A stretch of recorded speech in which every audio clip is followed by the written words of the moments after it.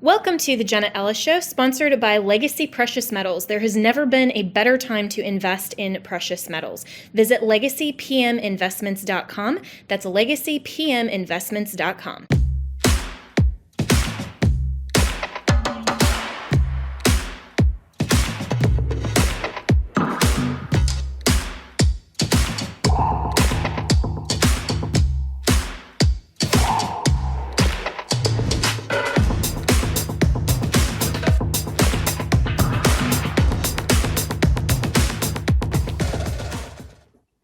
Happy Friday. Good evening and welcome to Jenna Ellis Tonight. So next Tuesday is known in the political world as Super Tuesday, and this is generally when we know exactly who will be nominated for the two major party candidates. And of course, it looks like Donald Trump will be the GOP nominee and Joe Biden will be the Democrat nominee. So we're setting up for a repeat of the 2020 election, but some are not convinced that Donald Trump can win a general in 2024.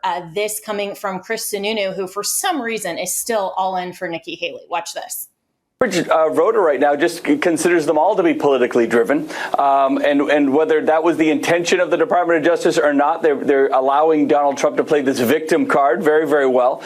But ultimately, it doesn't pan out. 6 months from now, it's going to be a very different story. I think the reality is that Donald Trump cannot actually win the votes in November of 24. He can get the nomination, but he can't actually close the deal against Biden. So if you're going to support Trump, you're going to hand it to the Biden and Kamala Harris administration. That is not a good thing, and that's why I think a lot of these other candidates are going to have an opportunity to surge. We're going to narrow that field down. It's not going to be 13 people going into Iowa and New Hampshire by any means. And then definitely by Super Tuesday, I think it's a one-on-one race, and the former president loses. I mean, that's just how the math is ultimately going to play out, because the majority of Republicans don't want Donald Trump. If you look at the polls, he's under 40% in New Hampshire. He's at about 41% here in Iowa, which I'm visiting. I'm the governor of New Hampshire, not Iowa. But so when you look at that, it's not what he has, it's what he doesn't have, right? And again, in the next 6 months, it's only going to get worse. So Chris Sununu's prediction obviously did not come true, but what he is saying in terms of the general election for renominating Donald Trump is still a giant question mark. Can the Trump campaign win over the Never Trump or maybe the disaffected Republicans? Joining me now is Will Chamberlain. He is of counsel at the Article 3 Project. So heading into Super Tuesday, obviously Chris Sununu's prediction for the one-on-one really didn't pan out, and his own candidate, now that he's endorsed Nikki Haley, Will is still for some reason in the race. But moving forward to Super Tuesday and beyond, how is the election shaping up now that it is back to Trump versus Biden? I think it's about as good as Trump could have hoped, and it looks a lot better for Trump now than it did maybe 6 months ago. The polling, first, obviously, is very favorable to him. If you're looking at the general election polling across the country, he's either tied or he's up a few points. And that's different than what it was even a year ago. And I mean, we had questions about the polling, obviously, because things didn't pan out so well in 2022. But the polling, at least in the primary elections, has been spot on in terms of, Iowa. The polls almost exactly reflected the ultimate results, maybe off by a couple points for the second and third place candidate. But they showed that Trump was going to get half the vote, and he got half the vote. And that's in Iowa, in a multi-candidate primary. That's a very, very strong result. So I think, first off, the polls showed a lot of strength. The problems, it seems like there's just a lot of problems with all the prosecutions against Trump. They're all hitting roadblocks. 6 months ago, I would have said Donald Trump's going to be a convicted felon on election day. I don't think that anymore. I think that it's pretty clear that the federal cases are going to get stalled with the immunity claims and perhaps even losing a major, core criminal charge with. There's a different Supreme Court case that's challenging the sort of obstruction of an official proceeding charge and whether it's even applicable to what happened on January 6th. They're charging Donald Trump with that. So if that charge turns out to be invalid, then it's going to change that whole prosecution. Georgia's a mess, obviously. You have this whole, Desperate Housewives thing going on with like Fani Willis and Nathan Wade. And then you have, even the Florida case that's got a Republican judge. It's the one place where there is a Republican judge, and there's still plenty of pretrial issues to settle there. So I don't think he's going to face trial before the election. And then finally, I think the last thing I want to highlight is the big problem for Joe Biden, and when we're seeing a little bit of it in Michigan, which is Israel is a massive wedge for the Democratic Party. there is, Israel generally among the broader American public is, an 80-20 issue. The broader American public obviously supports Israel in its war against terrorism. But there is a small rump of the Democratic Party that is furious at the Biden administration's policy in Israel, saying that it's too pro-Israel, which, obviously we would laugh at because we think it's actually mostly an anti-Israel policy, to be fair. But they're in the firm belief that Biden should come out in favor of Hamas, basically, and say that, you should stop this war against Hamas and not eliminate them as an organization, even after the barbarism of 10/7. So, and they're very insistent, and they're very, very angry at Biden for not doing that, to the point of not voting for him and letting Trump win. And it's like, well, okay, that's great, but you see a huge number of uncommitted people, and I can speak from personal experience talking to some Muslim American friends of mine. They are absolutely done with Biden. They've had it, and it's sort of like this is the one issue that they care about more than anything else. And from their perspective, he's been terrible on it. He's just from their perspective, Biden's allowed Israel to, do what they want to do in Gaza. And they see that as just an absolute red line. And so I think that's going to be a game changer. You lose the Muslim American vote. That doesn't seem like that much, but it's a lot of votes in Michigan. And that's enough to swing the election. And it's also, a demoralized progressive left combined with his age. It's not an easy path for Biden right now. Yeah, and Will Chamberlain, both you and I supported Governor Ron DeSantis in the primary, and you mentioned that so much can change in 6 months. So much has changed even since that clip of Governor Chris Sununu, and I think even more can change before we get to November. And so this is why it's always such an interesting and fascinating process to see. And so, what do you think that the Trump campaign needs to do to cinch up a lot of these maybe disaffected Democrats and some of the Republicans that were disappointed in his renomination, and some of the independents and moderates, because he does need the independents and moderates, and especially the base of the Republicans, in order to win the general election. And we've got about a minute left. Sure. I think, keep up a conciliatory tone. I think even if some of his advisors haven't done that, he personally has been pretty conciliatory towards the people he's beaten and towards their supporters. That's the right tack. We all want to unify and beat Joe Biden. I think I do. So I think that's the right tack for most of it. And then I think a good VP pick. Definitely not. I would avoid somebody like Tim Scott, like somebody that fits the old neocon wing of the party. I don't think that's where the votes are.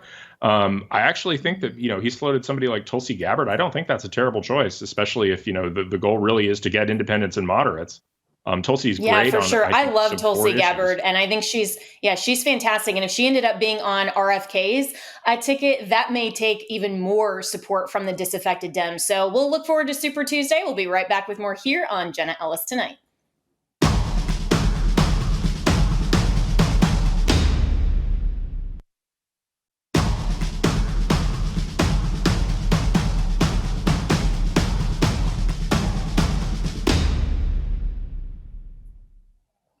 As the nation heads to Super Tuesday on Tuesday, March 5th, early voting ended earlier today in Texas. And some of these races are very contentious in the primaries, and some of them are really a matter between a Democrat light who's running as an incumbent Republican versus a true conservative. There are about 22 hotly contested primary races in the state of Texas. And of course, voters can go out to the polls now on March 5th on Tuesday, and you're going to want to exercise your duty and your constitutionally protected right to vote. So Katrina Pearson is running from Texas House District 33, and you will recognize her as the former Trump campaign spokesperson, and she was the campaign spokesperson for 2016. And then I worked with her as well throughout the campaign on 2020. And she and I also worked on Don Huffines' gubernatorial campaign out of the state of Texas. She's been involved in Texas grassroots with the foundation of the Tea Party. And she is actually running in a race against an incumbent Republican who really is Democrat-like. So I had the opportunity to interview her on my radio program on American Family Radio. And this is what she had to say. Well, good morning, Jenna. I'm so excited to be on with you and take the opportunity to just really talk about this race because, to your point, there's a lot of contentious races in the state of Texas. And, I've been doing this for a very long time here in my state, and we've never seen truly anything like this before, specifically with, Governor Abbott's involvement. There's more than 20 competitive House races in the state this cycle, and the anticipation is about 5 to 12 incumbents who actually may lose. And it's very difficult to unseat an incumbent in the state of Texas. But in my race specifically, in House District 33, which covers all of Rockwall County and a very small percentage of Collin County, but we have a 4-term incumbent who's been heavily entrenched. And there's a 3-person race here. The incumbent is Justin Holland. There's someone else in the race, and then myself. And the polling shows, as we speak today, that it is neck and neck, a 2-person race between myself and Justin Holland. And what's unfortunate, to your point is, we do have a lot of these Republicans who attack conservatives the way Democrats attack conservatives, but they would never attack Democrats the way they do us. And so I've been one of the recipients on that end. And, the TV ads are nasty. And, we've been running a very positive campaign because House District 33 is really one of the most conservative districts in the state of Texas. And the incumbent, who has been very disappointing, and I'm sure many of your audience listeners have heard about the incredible historic impeachment of Attorney General Ken Paxton, who is by far, a thorn in the Biden administration's side and one of the most conservative, if not the most conservative Attorney General in the state of Texas. And so voters are wondering, why on earth would a handful of Republicans vote unanimously with Democrats to impeach Attorney General Ken Paxton? But luckily, the Senate did not follow through on that, and we have our Attorney General back in the state. But it just goes further and beyond, like voting for Joe Biden's gun control. This is something that House District 33 just can't seem to wrap their minds around, and Justin Holland stands by it. He absolutely stands by it. We had the most Muslim-supportive legislative session this last time. We can't figure that out, especially considering what's been going on in Israel. So there's just a lot of people in Texas who are quite confused on why Republicans are taking the stands that they're taking, not just against their constituents, but just against their party, against their attorney general, and against our own governor. So that was Katrina Pearson on my radio show earlier today. If you want to listen to that full segment, you can go to afr.net and click on the link for Jenna Ellis in the morning.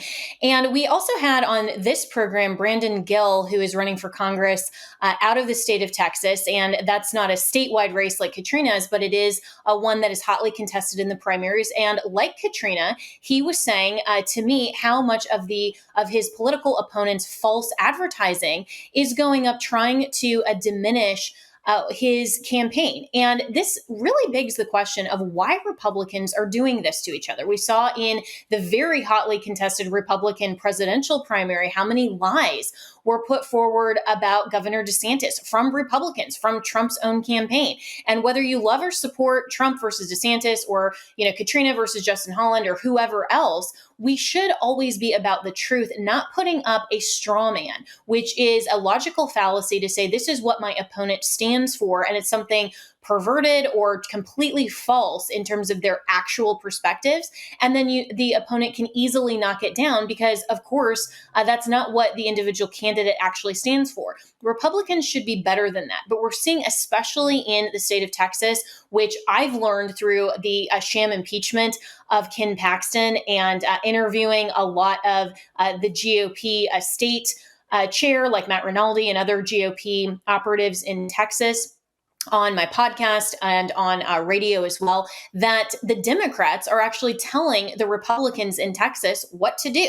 That's not how it should be. And Texas is being looked at, especially heading into 2024, whether it will stay red or turn blue. I think it's right on the edge. And for voters that I know, this audience who's watching the show is thinking we've got to preserve the Constitution. We've got to preserve America for the next generation. Texas, if you are a Texas voter, you have an opportunity to shape the state legislature in the state of Texas coming up on Tuesday. You need to go to the polls and exercise your constitutionally protected right to vote if you are eligible to vote in the state of Texas, because we can complain about policy, we can complain about people in government, but when we actually have an opportunity to outseat some of those incumbents who aren't doing a good job, who are allowing Democrat policies to take hold in Texas, this is the opportunity that we can vote them out. And so for all of the primaries, this isn't just about the presidential race. This is also about the state and local level as well. This is about Congress for the state of Texas and every other state that's going to be voting in the primaries, whether it's Super Tuesday or it's at another time. But Congress matters all the way down ticket, and state and local races matter as well. The number one issue in exit polling of the primary so far has been border control. Texas, this is your opportunity that you can get out and vote for true conservatives like Katrina Pearson. I have known her for years. She is a stalwart conservative. She is a very sincere Christian. She cares about the state of Texas, and she's going to get this done. So please go out and vote for your candidate of choice in Texas on March 5th, which is this coming Tuesday. So we'll be right back with more here on Jenna Ellis Tonight.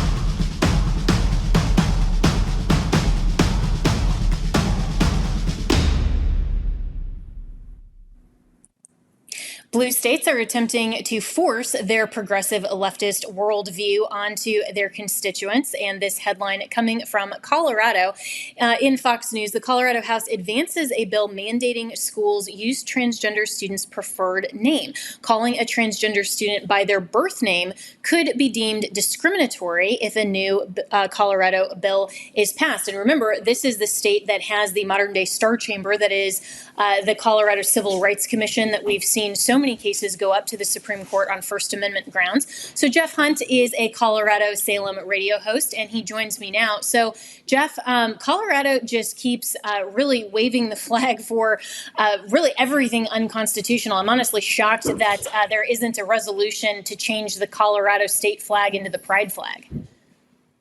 Yeah, unfortunately, it's become a part of being in Colorado that they just don't really care whether or not their laws are constitutional or not. They ram these kind of special agenda bills through, get them signed by the governor. They get 5 or 6 years out of them before they are overturned by the U.S. Supreme Court. Think Jack Phillips, think Lori Smith. Now you got Donald Trump even on the ballot and the primary ballot, and you don't even know if your vote for him is going to count. So they're very proud, bizarrely, to be unconstitutional in the state of Colorado. This is another example. What they're trying to do is essentially punish teachers who are not willing to buy into gender ideology. So if you're not willing to buy into whatever name that student comes up with that day, you could be punished as discriminatory against those students. And it's just a violation of free speech. In fact, you've seen this with Jordan Peterson up in Canada, right? He refuses to buy into kind of the gender ideology that's taking place in our culture. And as a result, they're trying to take away his ability to even counsel other people. It's the same type of thinking that if you don't buy into it, you're not willing to support it, you would, quote, intentionally dead name somebody or misgender them. By the way, can anybody tell me what a they, them is? I'm still trying to figure this all out. I don't know what a they, them is. But if you don't refer to somebody with the right gender, you could lose your job as a teacher. This is just crazy. It's totally insane. And, I saw a meme that said that someone who was applying for a job was using they, them pronouns, and the employer said, sorry, we're not going to hire you because this position is for only one applicant. And I thought, what a great way to kind of push that aside and to say, this is totally ridiculous that you're trying to use these kinds of pronouns. But this also shows, Jeff Hunt, that in Colorado, why elections really matter, because Colorado is my former home state. People wonder why I moved to Florida. It's for reasons exactly like this. But back in 2018, the Colorado Colorado Senate lost the 1-seat majority that really prevented a lot of this crazy, insane stuff from being pushed through. And now that it is just totally controlled by Democrats, we're seeing things like this actually lift off and get legs before the Supreme Court shuts them down. Jenna, let me tell you how bad it is at the state capitol. There's not a single elected Republican statewide in any office, not one. There's a supermajority in the House, and they control the floor right now. So even when Republicans have gotten up and tried to speak against this bill, they've been shut down, basically because Republicans challenge gender ideology being forced upon people. For that simple fact, the Speaker of the House here in Colorado has shut down debate and turned off the microphone of Republicans on the state House. Representative Scott Bottoms, who represents the Colorado Springs area, has repeatedly had his microphone shut off simply for challenging gender ideology. They now want to take that exact same practice to all the schools. So teachers are forced to abide by this radical gender ideology and names that students may change on a daily basis. So rather than just saying, hey, why don't you be respectful to somebody that may be transitioning? That's one thing, right? Someone's changing their gender. You want to be respectful. You don't want to get into an issue in the classroom. That's one thing. They're now bringing the force of government behind this law and are going to penalize teachers with the threat of losing their jobs if they don't properly gender somebody or properly call them by their name. Jenna, do you remember middle school students? They mess around all the time. They're going to change their name this way, change their name that way. And now teachers are going to have to abide by that. What about the substitute teacher that just shows up and now has to figure this all out? This is not fair to use the force of government to force people to abide by gender ideology with the threat of losing their jobs. Well, Jeff, you're absolutely right that this is trying to use the force of government. And what this is going to do in practical terms is to try to force conservatives and particularly Christians to simply quit and to leave our K through 12 institutions that are government funded schools and indoctrination camps, basically, to go along with this type of gender ideology. I mean, isn't that really the goal here? I think that will be part of it. Look, this is compelled speech. I think ultimately this fails a Supreme Court test, right? That the government's going to force you to abide by radical leftist gender ideology. It's compelled speech. We saw this with Jack Phillips. We saw it with Lori Smith. This is like the zombie that keeps rising in the state of Colorado, and the U.S. Supreme Court smacks it down. But the radical left doesn't care. But yeah, if you're a Christian teacher, this applies to charter schools. This applies to public government-run schools. This could easily apply to private schools. So soon in the state of Colorado, you're going to have to face these issues as a Christian out there in that type of workplace. Yeah. And Jeff Hunt, I mean, this just then raises the question of liability for these types of legislators that are intentionally contravening and opposing the U.S. Constitution. They know that they're going to get smacked down at the Supreme Court level, but they know that they have legislative immunity. And that, unfortunately, while I think that's absolutely a good thing, in some instances, like we're seeing in Colorado, there's not really a lot of recourse because they know they can continue to pass this kind of stuff and they'll just continue to get reelected. Yeah, that's one of the sad parts about Colorado. Nothing really changed with Jack Phillips's decision. Nothing really changed with Lori Smith's decision. That was the 303 creative decision here in Colorado. I wish it would, but they're about delivering for special interests. Here's the crazy thing in Colorado. We're dealing with all these huge problems. Record crime, record drug overdoses, homeless. We have 40,000 illegal immigrants in the city of Denver that's taken up over $100 million of taxpayer services. They have massive problems to deal with, but the left in Colorado is choosing rather to push special leftist agendas at the state capitol. Yeah, and I we wish got to leave that it there, voters Jeff of Colorado Hunt. would Really wake up. appreciate it, and we'll be right back with more here on Jenna Ellis Tonight.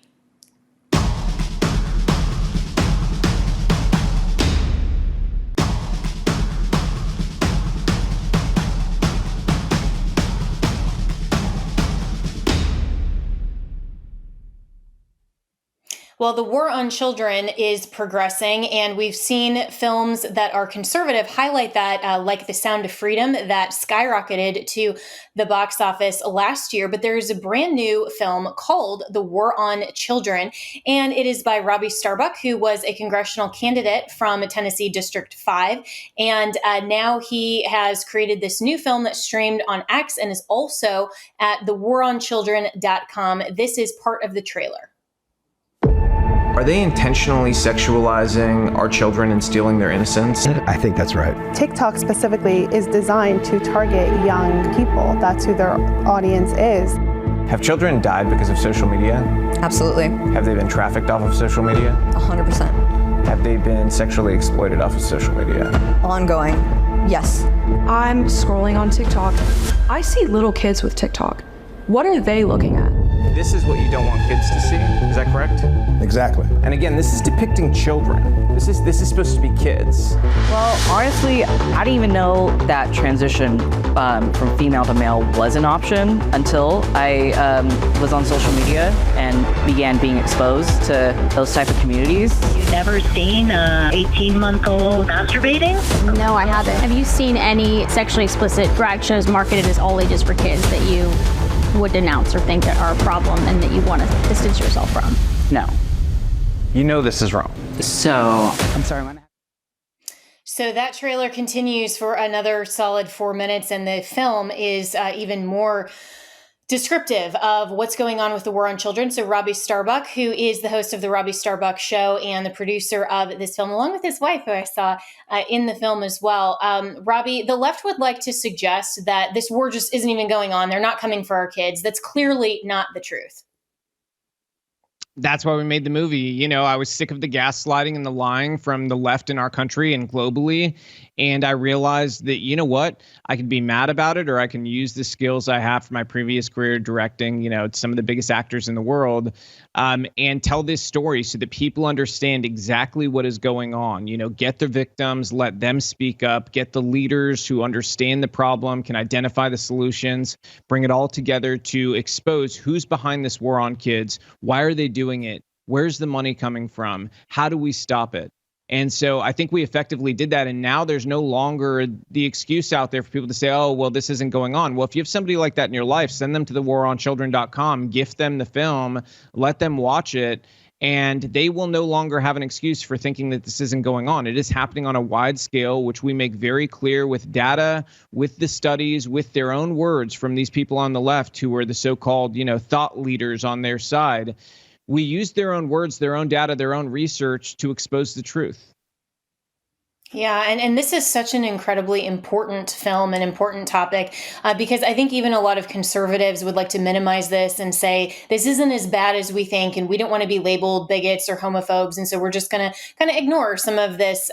But in even just the minute or so of this trailer that we played, Robbie, I mean, it's clearly so grotesque. It's clearly sexually explicit content that is being marketed to children through social media and apps like TikTok. I mean, I noticed the one young woman who said, you know, she wasn't even aware of sexual transition until TikTok videos. And so the rise of social media influencers, parents really need to be aware that all this is going on as well. Parents need to watch this movie. There's a reason why Elon Musk, Donald Trump Jr., and Matt Walsh, and so many others have come up saying this is the movie parents and grandparents need to see, because it is the most informative overview of what is happening to our country, but really to the West. And we dive into every angle of this. I mean, one of my favorite things about the film, though, is actually that we talk to the young people themselves in these teen focus groups. And we intentionally made these groups small when we talked to them, because I didn't want any sort of weird social peer pressure behaviors to change people's answers. So we made them about 3 people each time, and would cycle through these different teenage groups, asking them a litany of questions about how all of these different subjects affect them, what their stance on it is, and everything else. The uniformity we still saw in their recognition of how destructive this ideology is and how destructive wokeism has been to their generation was wild, because I wasn't expecting it. I expected some of them to defend this, some of them to, you know, maybe hold back and not be as honest. But I mean, we had these kids just pouring their hearts out to us. Some of these, I mean, I remember one young girl, she told us that she had never looked at porn before. She was on social media. Her parents let her on. Her parents didn't really understand anything about it. And she had her first instance of seeing porn without even looking for it. It just showed up in the comments of something.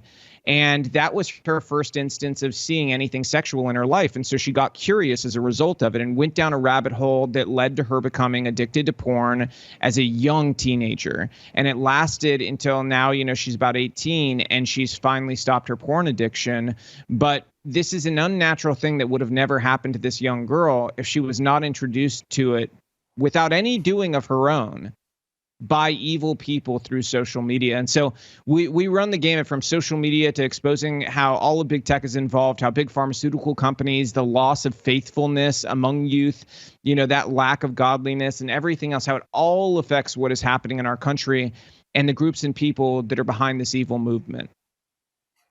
And this is so important. It's thewaronchildren.com. And you can also follow Robbie Starbuck on social media as well. And it's so important, as you said, Robbie, that parents know what's involved in this, but not just for awareness, but also to understand that this is being marketed intentionally toward children. There's a lot of money behind this. And you also mentioned that there are some solutions as well. And in about the minute and a half we have left with you, what's the hopeful message that we can actually do something constructive to combat this type of just terrible influence in the younger generation? Well, my other favorite part of the film is all of the aspirational stuff that we shot, as a family. We did it with our kids and my wife, just sort of like showing what American life should be like, what it used to be like, what it can be like again. That we need leadership, we need fathers in homes, we need married couples together, we need people, really having a conservative parenting philosophy, because we've seen mental health outcomes be far more positive. Even nonpartisan research firms like Gallup have admitted this, that conservative parenting leads to the best outcomes for mental health, and so many other things. But we also formed a document that's at freedomforever.us. That's my wife's 501c3, where if you sign up for the email list, they will send you a free manual. And that manual is a revolutionary thing that has, all of these different things that you can do and take action on yourself, because that's one of the number one asks. What can I do? And it's critical people do those parents, it's so important, Robbie, and we got to leave it there, that we get these types of resources into the hands of parents. And you can go to the movie and you can watch this, and we'll be right back with more here on Jenna Ellis Tonight.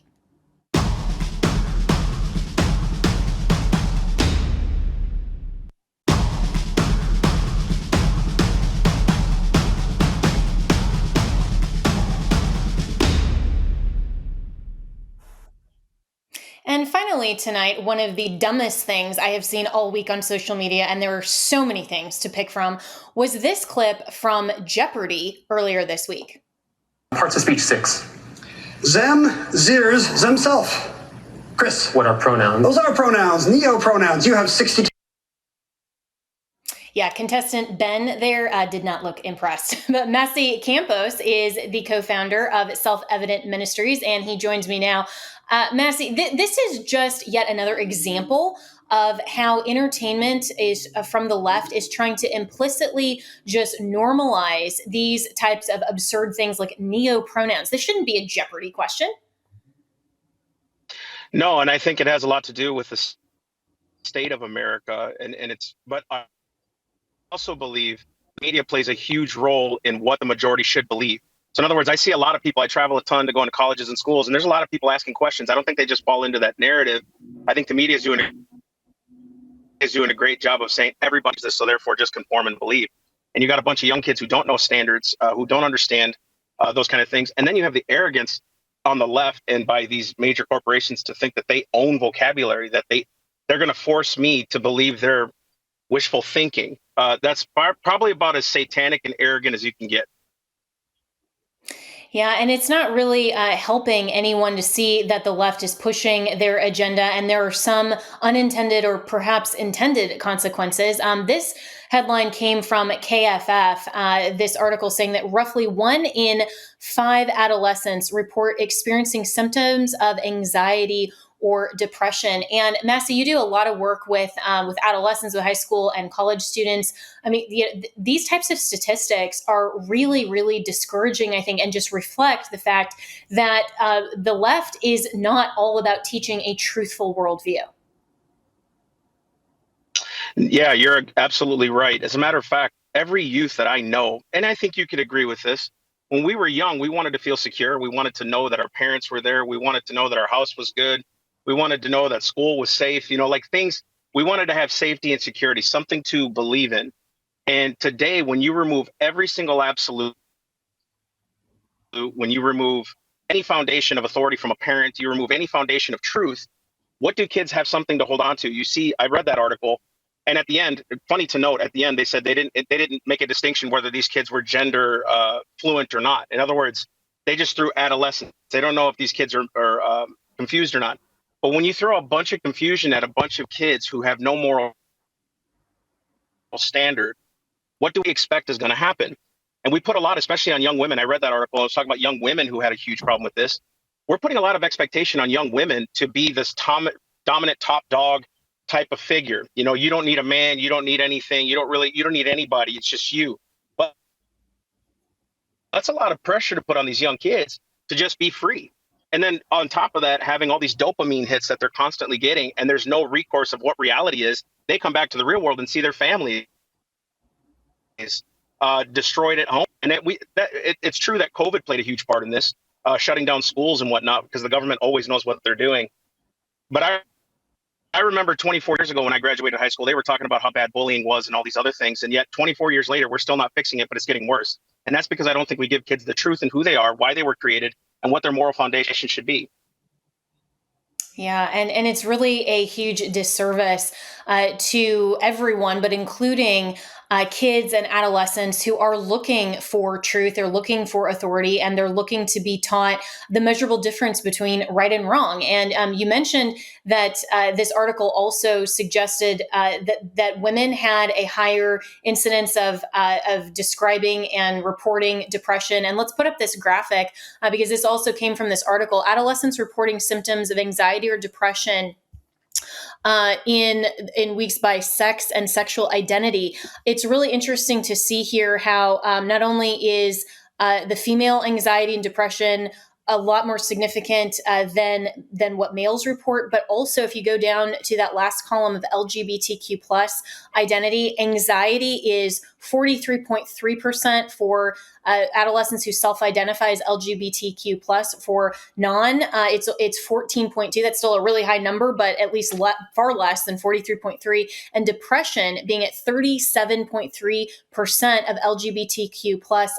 Massey Campos, what does that tell you about what the left is doing to genuinely harm children by all of this false identity, LGBTQ rainbow nonsense? Yeah, so you just brought up a fantastic point. I think the more we tell kids that they can be whatever they want to be, and there's no grounded reality or truth, then you say the way you were born was not the way you were born, so therefore choose the way you want to be born.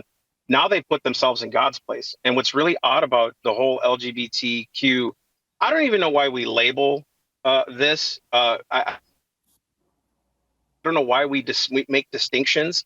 These are little kids, young kids, who have a very, very low self-esteem already in a lot of ways. Who knows what their family life is like when they go home. And then we throw on top of that, this is your identity. Can you imagine living with the confusion in your heart every single day? And then you're told there's this silent, almost non-existent boogeyman that's after you, and they're always out to oppress you. Can you imagine what you have to live with every single day? I'm Hispanic. I was told as a kid, there's always going to be racists. There's racists on every corner. No matter where you go, the white people are after to get you. And I ended up marrying a white girl. As I got older and became a Christian, I realized, you know what? There's just sin in people's hearts, and there's going to be some bad people out there. But imagine being told there's a boogeyman out there ready to get you and ready to oppress you. Of course, anxiety and depression are going to be up there. Of course, you're going to have depression rates skyrocket. And the left is doing this not only to confuse, but to throw parents in a tizzy and say, what can we do? I don't know what to do. And every single one of those statistics, depression, anxiety, there's scriptural references. If we were willing to teach them the truth, there's scriptural ways to overcome those things. There's real biblical true ways in truth in their hearts to overcome those things. And I really do think it's up to us in the church. I'm also a pastor, an associate pastor. There's ways to do this where we have to disciple people to go out there and win the culture war. And we have the responsibility to do it. Amen to that. And I love the name of your ministry, Self-Evident Truth. I mean, it is self-evident that there is a measurable difference between men and women. And I find it so ironic that the left is saying you can choose your sexual orientation, your gender identity, but you are systemically racist if you were somehow born white. I mean, how is race the only thing that isn't fluid to the left? I mean, none of this makes sense. But Massey Campos, really appreciate your time and that very clear explanation of how we have to impart truth. So that's all the time we have for on Jenna Ellis tonight. We're going to start the mailbag next week, so you can reach me with comments, questions at jenna@salemnewschannel.com.